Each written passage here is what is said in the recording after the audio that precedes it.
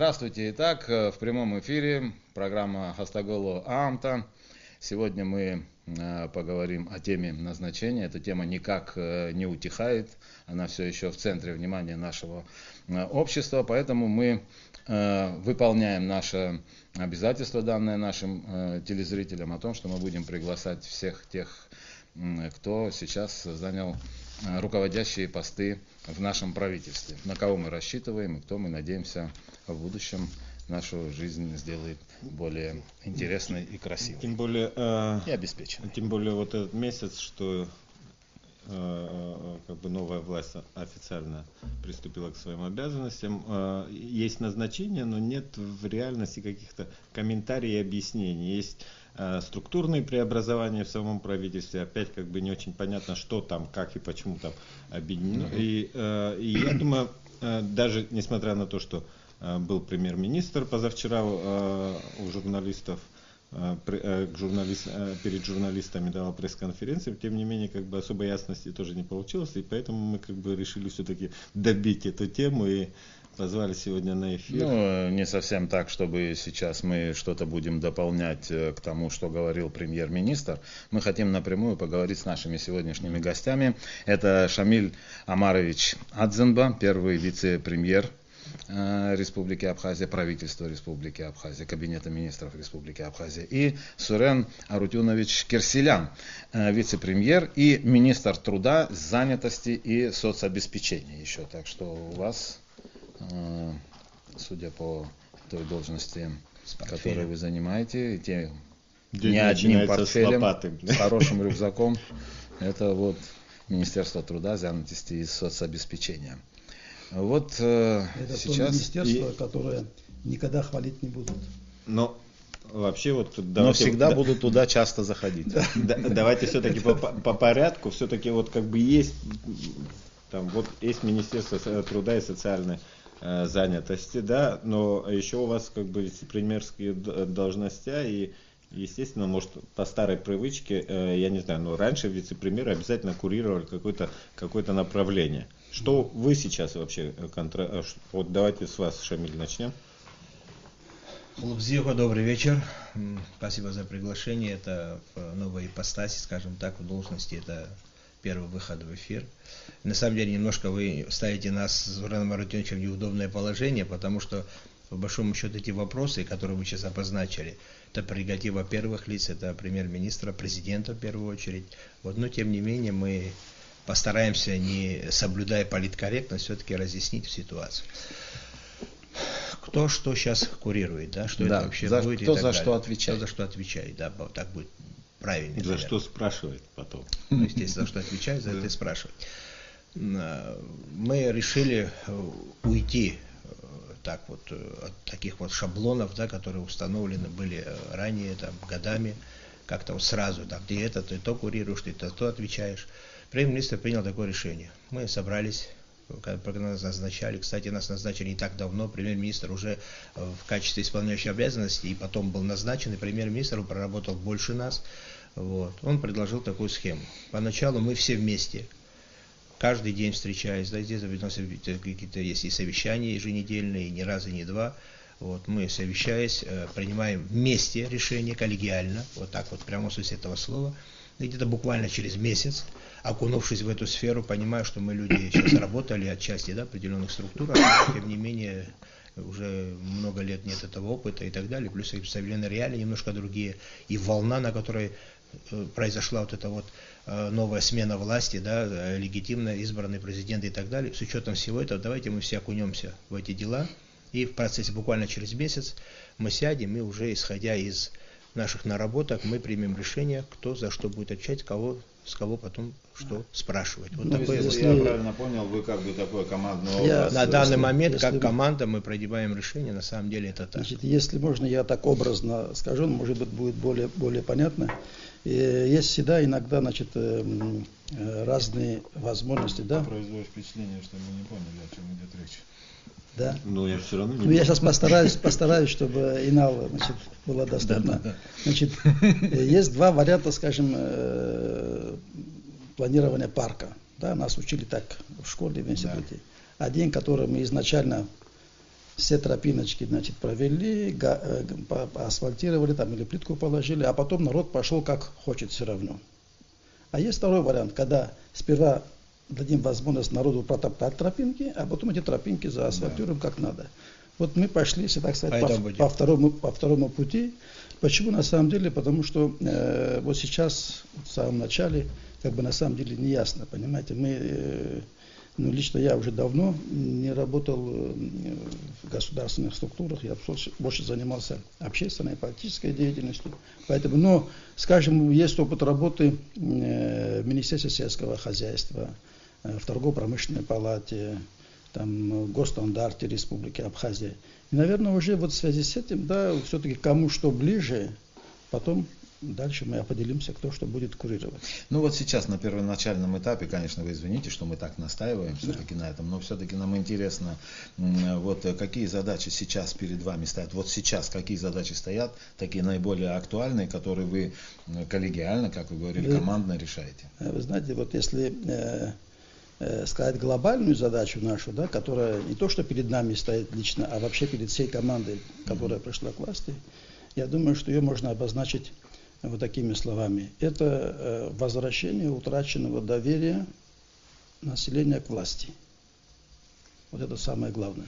Вот скажите мне, пожалуйста, тоже это будет интересно, Шамиль Омарович, и от вас тоже это было бы услышать интересно, вот то, что только сейчас прозвучало, восстановить доверие к власти. Вы знаете, есть такая поговорка, правительство сказало, мы стали жить лучше. Да, знаете же, правда, часто употребляемая. Мы за вас рады, ответил народ. Понятно. Да, вот доверие правительству сейчас. Я бы хотел сказать, чтобы вы пару слов об этом сказали. Вы как-то чувствуете, что поменялось отношение вообще вот к правительству и какой-то кредит доверия больше? Вы знаете, пока что поменялось, это еще надо заслужить, заработать. Практически еще серьезных первых шагов не было. О кредите доверия. Нет, помните, наверное, все майские события, да, помните, все это из этого вытекло. Почему? Потому что правительство говорило, мы стали жить лучше, да, на самом деле. Цифры показывали в разы, помните, да, выступление ВВП и так далее. А реальная жизнь это что? Это холодильник, это карман, это твой бюджет, да, это просто что ты одеваешь, как ты ходишь, понимаете, ситуация совсем была другая. Вот. Поэтому тот кредит доверия, который дал народ, представляете, из какой ситуации, как, вот, да, как трудно было и Раулю Хаджимба, и всем ребятам, команде всей, вот, убеждать людей, сделали невозможно, невероятно. Это то доверие, которое сегодня на наших плечах, тот груз ответственности. Больше, вот скорее, теперь, да, вот груз конечно, ответственности. Большой груз ответственности. Доверие еще и мы прекрасно понимаем, отдаем себе отчет. Я вам один такой пример, мы все равно к этой теме придем. Просто вот такой ироничный, смешной премьер-министр постоянно замечал. Мы представляли у нас министра. Регламент будет? Я первый. Я постараюсь. По старой да, дружбе. я это постоянно подчеркиваю. Вот представьте, да, назначение. Я в 2011 году тоже назначался и присутствовал там при назначениях, ну как-то видел. Вот сейчас тех, которых освобождали, это была ротация кадров, никто никого не выгонял. Но вот президент решил вот так, понимаете, и все прекрасно понимали, но картина, сидят два министра, один, который сдает полномочия, другой принимающий. Сдающий полномочия рот до ушей, но извиня, пусть ребята не обидятся, такое образное выражение, довольные, счастливые сидят, а вот те, которые вот вступают в полномочия, вот знаете как, сосредоточенный, серьезный такой хмурый вид. Понимаете? Вот абсолютно такой картины раньше прошлые годы не было. То есть вы сейчас хотите сказать, что вот их всех силком притащили? Нет, стоп, не надо. Мне как раз таки казалось, что там хорошо, нет. большое лоббирование. Инал, ты неправильно понял. Абсолютно нет. Я не сказал, что там какой-то печальный, удручающий, хмурый, серьезный, именно пришли. Конечно, на радостях никто не соглашался. Уверяю вас, были серьезные, долгие беседы. Но я имею в виду, что каждый из них чувствует груз ответственности. Ты немножко неправильно понял эту ситуацию. Ребята понимают, куда они пришли, какая перед ними стоит задача. Вот. Просто и мы все прекрасно понимаем. Я не думаю, что только мы не абсолютно команда и так далее. Мы все. Я думаю, народ тоже. У нас что-то вставить. Это последний, я думаю, один из последних шансов, не дай бог, что последний, то по дереву, тут дерева у вас не вижу. Вот. Один из последних шансов, который нам провидение Всевышний, не знаю, кто народ там вот встрепенулся и попытка еще раз все-таки построить самодостаточное государство. Это очень важно. Вообще можно как-то... Владимир ставит Я очень коротко. Знаете, на самом деле, пока кредита доверия правительству нет. Потому что правительства нет. Понимаете, самого нет. Он только формируется. Кредит доверия есть к новой власти, к президенту и к этой команде. А правительству, у населения правительства есть большие ожидания. Понимаете? И это, честно говоря, вот накладывает на нас очень серьезную озабоченность, потому что когда слишком много ожиданий, потом могут быть большие разочарования. Понимаете, вот здесь немножко, конечно, потому, на самом деле, те, кто пришел во власть, кто были назначены, у них на самом деле не хмурились, а на самом деле озабоченность, очень большая озабоченность. А те, кто уходил, это какое-то облегчение, конечно, было. Вы знаете, у меня все время такое складывалось впечатление, что те люди, которых назначают на ту или иную должность, они уже готовы к работе. Потому что это не те люди, которые вдруг откуда-то взявшиеся и начинают вот-вот свою новую деятельность, где они должны что-то еще познать, разобраться. Это люди уже 10-15 лет проработавшие. Они должны знать, что будут делать даже тогда, когда их... С места в карьер, да? Да, с места в карьер. Поэтому мы всегда, и общество сейчас тоже, знаете, оно ожидает каких-то вот резких таких быстрых перемен. Вот. Как раз вот это и вызывает у нас уже озабоченность, потому что общество ждет кардинальных перемен очень быстро. А вы говорите, не надо. Мне кажется, все быстро, но мне кажется, что слишком все как-то медленно происходит. По крайней мере, даже согласно там существующему там закону по срокам формирования правительства, оно уже как-то уже, мы переборщили с этим. Знаешь, как получилась такая ситуация, что вот мы на самом деле на каком-то первоначальном этапе, вот фактически наши назначения были вот неделю назад. Вот только неделя прошла, и мы вот сейчас, лично я ощущаю такое, как будто вот на газ резко надавили, на месте колеса крутятся, и мы пока никак с места не можем сойти. Это вообще хорошее состояние. То есть мотор в порядке, колеса хорошие. Все. Я думаю, мы сдвинемся. Теперь вот главное, кто за рулем. Но с другой стороны, вот столько времени как бы думают, как бы ушло на это, то есть сроки, опять же, мы перепрыгнули в формировании правительства, но вот структура, о которой как бы долго пеклись, я вот и так посмотрел, и сяк посмотрел, как бы из того угла, и с этого угла, но, честно говоря, ничего не понял. Инал. То есть у меня в некоторых моментах, я вот так посмотрел, вот эти длинные названия, длинные названия министерств и ведомств и так далее, но у меня такое ощущение, что ежа скрестили с тюленем. То есть у нас есть Министерство образования, науки, спорта, молодежь. Еще ты сразу по больному месту мне, да? И еще бы туда вы добавили бы, я не знаю, там экологию, и было бы вообще замечательно. То есть, или там, допустим, вы взяли статистику, статистика все-таки такой независимый орган, там сухие цифры должны быть. И вдруг это стало подразделением Министерства экономики. У Министерства экономики свои должны быть цифры. И как бы на базе вот этих они должны все-таки как-то сверяться, потом уже как-то определять. А здесь вот как-то вышло, что все-таки статистику ввели в Минэкономики. То есть это я вот как бы часть таких претензий каких-то привел. Я просто хочу узнать, как вообще это, какая логика была и как это решение все-таки принимается, исходя из каких этих. Инал. Как оно принималось? Как оно принималось, однозначно не так, как это было в прошлый год. И я сказал, вот так и будет. Однозначно нет. Это было коллегиально, группа людей. Отчасти я какое-то отношение к этому имел. Отчасти, естественно, как-то и без меня. Но, как я уже говорил, нас не так давно назначили, а это обсуждение шло, как вы помните, с назначения премьера было дано поручение. Премьер-министр этим занимался. Конечно, коллегиально приняли решение. Более того, вы не забывайте, что все происходит в контексте обещаний конституционных реформ. Более того, это все, как премьер-министр Хеда выступал, любит такое выражение, его любимое, это не железобетон, который нельзя потом разворотить. Вот принято было решение, группа людей, советников, которые приняли такое решение, что именно вот такая конструкция, такая конфигурация вот таких вот министерств поможет легко, можно будет провести вот те реформирования, перевести их плавно. Естественно, это так, я уверен, что вот эти вот конфигурации так в дальнейшем будут тоже меняться уже после вот этих вот изменений. После перекладывания полномочий частично там на кабинет министров, парламенту и т.д. и т.п. постепенно будет новая конфигурация. В добавление того, о чем он говорил, у меня тоже складывается впечатление, что это такая, знаете, экспериментальная структура. Отчасти. Да, но с другой стороны остаются вопросы. Валер, это эксперимент, конечно, сейчас мы говорили, у нас нет времени, там назначаем людей, которые будут вот учить их там год-два, потом они будут руководителями, надо с места в карьер на самом деле. Это не тот эксперимент, который вдруг получится, а вдруг нет. Вот я, например, вот то министерство, которым ты назвал. Вот я бы хотел конкретизировать, да, вот по министерству. Вот, например, вы посмотрите, вот такая вот наша бюджетообразующая отрасль, как курорты и туризм, вдруг вошли в Министерство экономики. Это вот я принесет эффект? Попытаюсь объяснить. Все курортные объекты, да, практически, туризм немножко другая сфера. Вот, туризм это немножко другое, это можно было, отчасти больше оно подходило бы спорту, но это просто другое. Оно, кстати, там и есть, в этом министерстве, где спорт, там и отношение к туризму тоже. Вот. А вот здесь, вот, так сейчас как Министерство образования и туризма тоже входит? Ну, он в спортивную составляющую будет он отдельно. Ну, это другой, сейчас я такой скажу в этот момент. Что случилось, да, почему?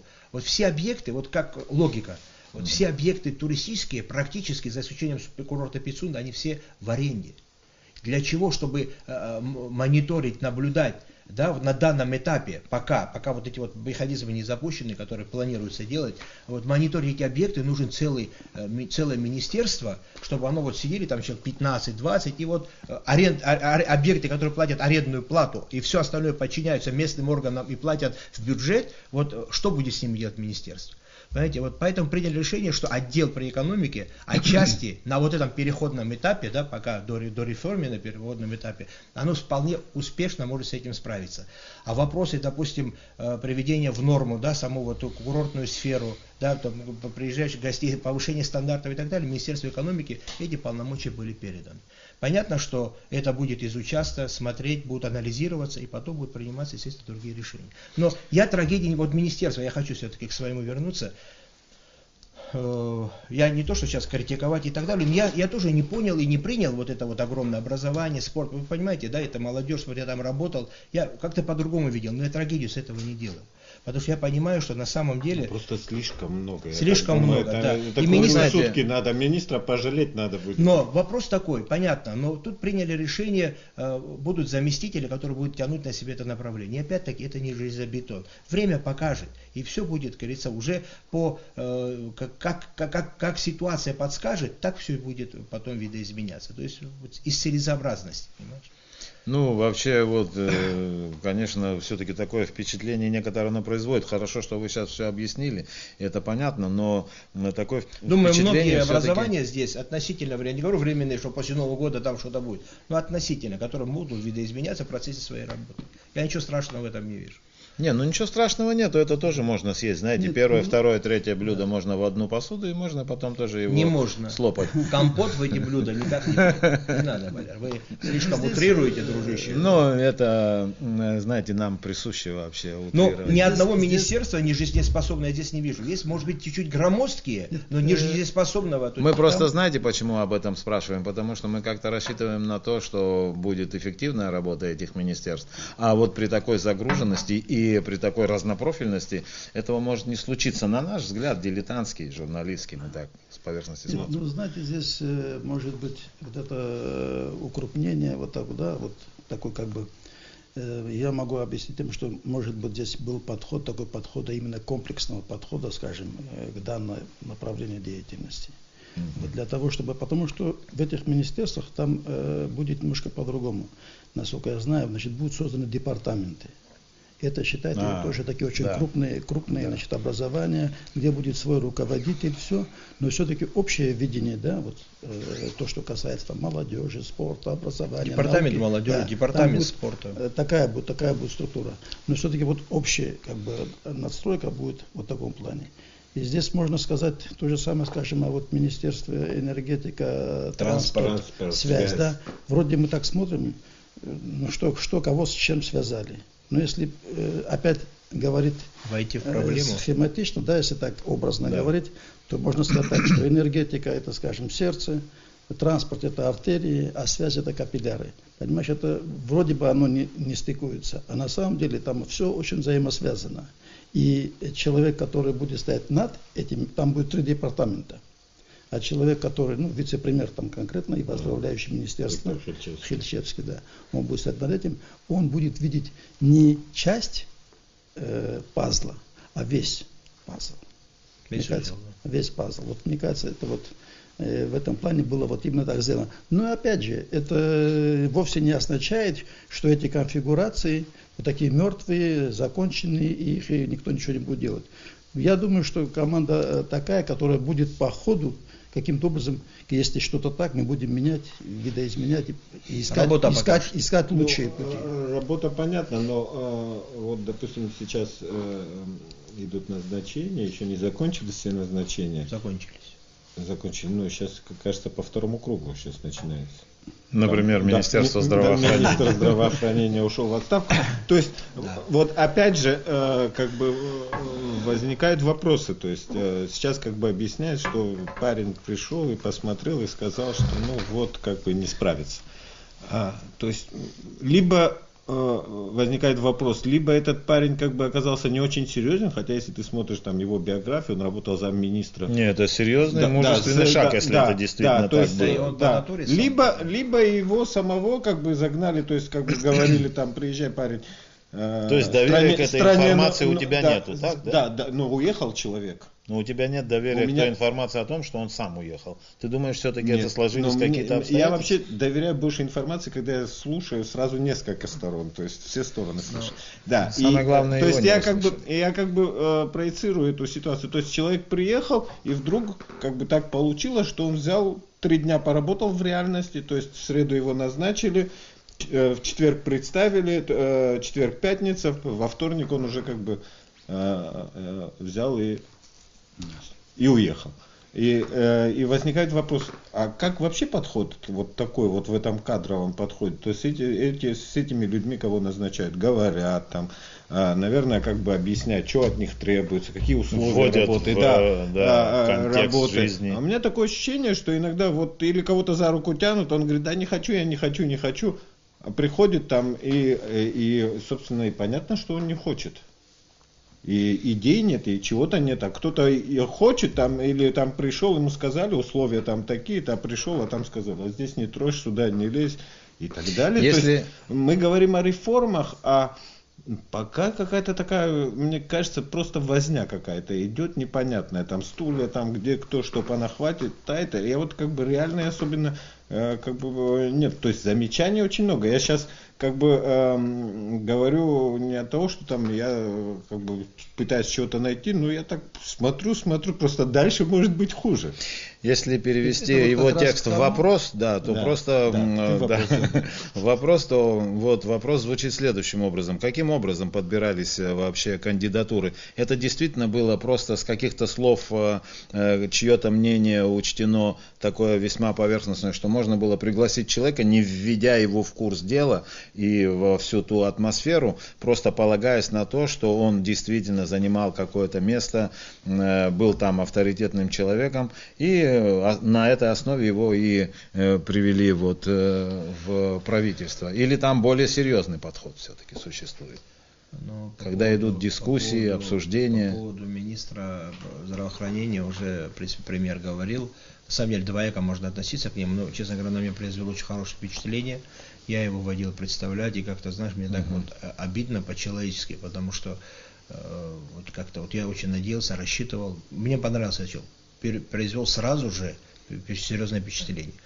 Инал, вот так всех вот так вот бегать, где кто, ау, караул, уверяю вас, по-моему, это первый случай, когда человека назначили через 3 дня. Вот ты мог представить, 5-10 лет назад кого-то назначили, и он уйдет. Что бы ни было. Я думал, он там умрет в этом кресле. Понимаешь, вот. Понимаешь, на самом деле меняется отношение к самой власти, вот к креслу и тех людей, ребят, которые вот сегодня приходят туда. И я же говорю, на самом деле очень сосредоточенные, серьезные у всех были лица. Вот. как делают? Ну, я же говорил, что, ну, в первую очередь, как узнаешь? Один человек всего знать не может, Инал. Ты же не можешь знать все. Ну, все-таки договорить, да. Ну да, конечно, просчитали, сделано, ну, не без проколов, ну, получилось. Ну, подвел парень, и себя подвел, и команду подвел, и президента подвел, который его назначил. Конечно, говорили. Конечно, ему же не позвонили, приезжай там, иди там на Брехаловке кофе попьем и так далее. Общались, говорили, в чем причина, Инал? Не могу сказать, я не готов это комментировать, потому что я не знаю. Я с ним не успел поговорить, вот так вот неожиданно резко уехал парень, вот мне очень жаль. Потому что если хоть как-то мы с ним переговорить успели бы, да, я бы мог как-то не открывая, допустим, всех секретов, если таковые были бы, что там, может быть, ответил бы. Я не могу, я могу только сейчас придумывать из головы. Вот. Но ты знаешь, как вот кто-то надавил, ребята, фамилия Гумба, здесь заявление не последнее, там нашлись бы мужики, которые пришли, встали бы рядом, уже абхазцы, у нас же пока еще закон законом, такие вот родоплеменные и понятийные еще вещи, они, понимаете, в Абхазии человека напугать очень трудно, не так легко. Но просто что-то случилось, и не знаю, это знает только он. Сейчас, чтобы эту тему не затягивать, просто, конечно, с другой стороны настораживает то, что этот человек так резко вдруг развернулся и уехал. Вот, Сурен Арутюнович, а вы как считаете? Вы не уедете? Он ты это хотел сказать. Правда в чем там заключается? Мне некуда уезжать, потому я останусь здесь, конечно. Потому что некуда. Некуда, да. И нету той работы, которая была или есть у нашего друга. На самом деле для меня тоже это было большой неожиданностью, и когда мы с Шамилем Ивановичем как бы об этом рассказали, мы тут же решили позвонить и поехать поговорить с ним. Но было уже все было так стремительно, что мы даже не успели, как информация поступила, чтобы узнать. Не хочу, честно говоря, вот эту ситуацию комментировать. Наверное, это только он может сказать. Хорошо. Да. Его сейчас нет. Да. Вот я сегодня, у меня такая привычка есть. У журналиста, да не только у журналиста, у любого, да, я вот утром включаю интернет, утром включил, в обед включил, вечером включил, захожу на сайт Обснепресса, он не обновляется. То есть прошло смена руководства. Сняли Манану Гургулю, но сегодня выясняется, что весь коллектив Обснепресс ушел.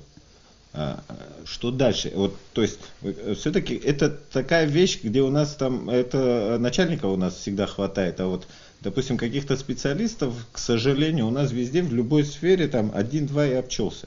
То есть, здесь существуют определенные какие-то все-таки психологические, очень такие ментальные моменты, которые все-таки нужно смотреть и проецировать ситуацию, как это дальше будет. Последствия. Вот, да, последствия. И мне, к сожалению, я в этом коллективе 6 лет проработал в свое время. Если вы думаете, да, родился в Чегемской правде. Нет, я в 6 лет. Очень хорошая школа была. Это очень специфичная работа. И вот так с кондачка как бы очень сложно как бы что-то понять. И мне кажется, все-таки вот в таких вещах надо как бы более тонко подходить. И мне кажется, вот это тоже, можно сказать, один из таких провалов, который произошел там наряду с тем, что вот самый краткосрочный министр был у нас, и сейчас вот то, что произошло. Произошло то, что вот, как уходит коллектив. Вот это ты имеешь в виду? Да, и то, что уходит коллектив, и то, что мы фактически как бы потеряли агентство. По крайней мере, я не вижу, что там дальше будет. Ты знаешь, ты много раз, когда говорил слово кажется, вот давай, вот кажется, да, давай дадим Ренате Закановне начать работу, и мы посмотрим. Я думаю, что без этого мы не сможем понять, было ли это сделано верно или неверно. Ну а коллектив — это их решение, каждый имеет право выразить свое мнение, сделать там, я считаю, это демарш. Ну, сейчас комментировать это без них, без девчат, я их практически всех знаю. Обидно, на самом деле это агентство было не собственность какого-то журналиста, не Манана Михайловна Гургуля, великолепного профессионала, вот, и никого либо другого, это государственное агентство. И каждый журналист, который там работает, он должен служить своему государству. Это же государственное учреждение, правильно? Они были в штате, они написали заявление, ушли. То есть да, это полное их право. Вот. Ну, они так выразили свое мнение. Ну, что делать? Ну, будем исходить из тех реалий, которые сложились. Ничего не сделаешь и нам. Но я думаю, что все-таки эту ситуацию, сейчас премьер-министра нет, он пролетит. Я еще раз говорю, что мы как вице-премьеры что-то можем, но есть какая-то прерогатива, наверное. Вот. Ну, есть субординация, нельзя ее перепрыгивать. как попало в государстве работать нельзя. Мы просто фиксируем тревожные сигналы, понятно, и так далее. Я думаю, что и президент подключится, и нам, наверное, у нас какие-то свои видения мы с Ураном обсуждали, пока ехали. Вот. Поговорим с каждым человеком, каждый человек, каждая личность, который внес большой вклад, пообщаемся, узнаем причину. Вот. Я думаю, что паниковать, это, конечно, неприятный, очень неприятный момент, но паниковать тоже не стоит. Поговорим, все люди. Вообще, знаете как, вот я, конечно, уважаю всех тех людей, которые там работали, вот большим уважением отношусь ко всем.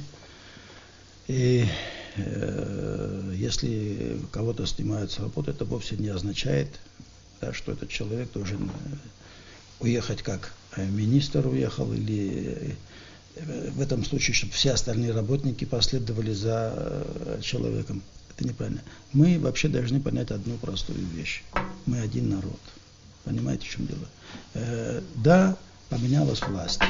Наверное, какие-то люди там будут меняться. Это понятно. Это совершенно очевидно.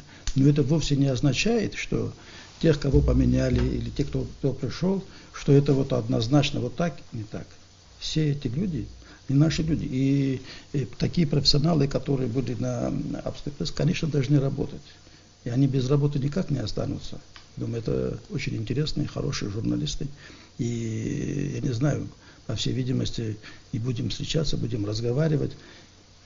Вот я вам просто приведу, как бы это чуть-чуть далеко от меня, но вот по моей работе, да, я же как министр пришел в новый коллектив, там штатный 60, там по штату 60 человек. Вот. И, конечно, такой больше там женского персонала, и вы представляете, что это такое? Счастливчик. Да. И иногда сейчас мне приходится, вот, будучи министром, быть как испорченный телефон от одного к другому. Вот. Ну, так работал министр, такие вещи там создавал. Есть руководители, которые, знаете, работают так, разделяя власть. Да? Надо, значит, вот так коллектив настраивать, чтобы тот сюда, тот сюда. Вот это, ну, это не мой, например, стиль.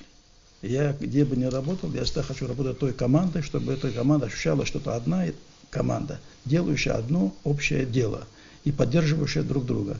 В данном случае вот, мы все-таки, еще раз говорю, вот Инал говорит, что мы остались без информационного агентства, каждый день что-то происходит, а информация не поступает на гора, да, то, что мы должны выдать, то, что мир тоже на нас смотрит, понимаете, и насколько ответственен вот такой шаг, когда вот так получается, что целое агентство остается без работников.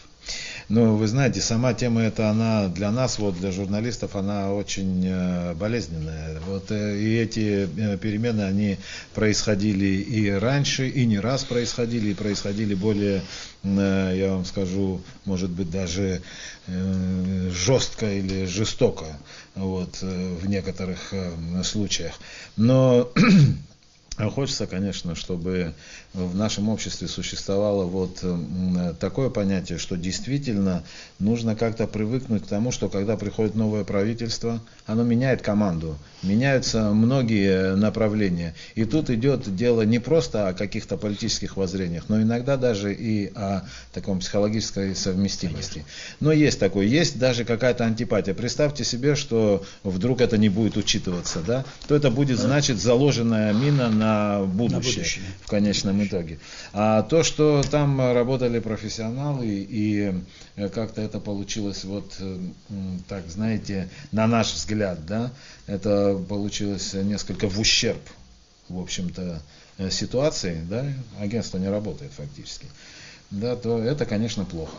Но нам нужно продвигаться дальше. Да. Вы еще вот ремарка, не забывайте, пожалуйста, друзья и вот и телезрители, мы в течение 5 лет, с 2009 года по 2014, 3 раза избираем президента. 3 раза кабинет министров уходит в отставку. Это такой стресс вообще для политической жизни страны. Это такая нагрузка. Уверяю вас, многие крепкие составляющие страны могут не выдержать такой экзамен. В Италии в свое время были годы, когда в Италии 8 раз в год. В Италии другая конституция, другая система, да, но на самом деле, просто не забывайте об этом тоже. Это нелегко.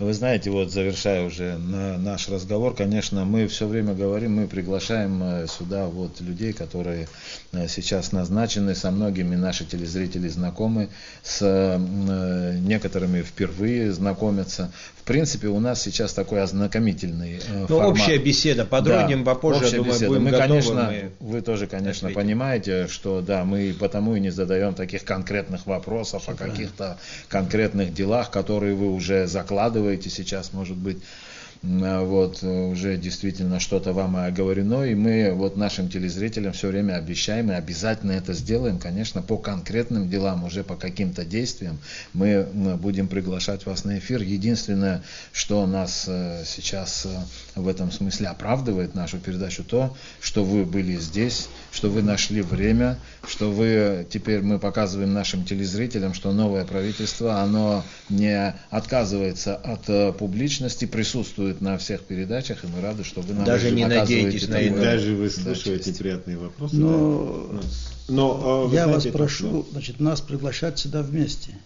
Потому что у меня очень тогда легкая, у меня очень тогда моя задача облегчается, понимаете?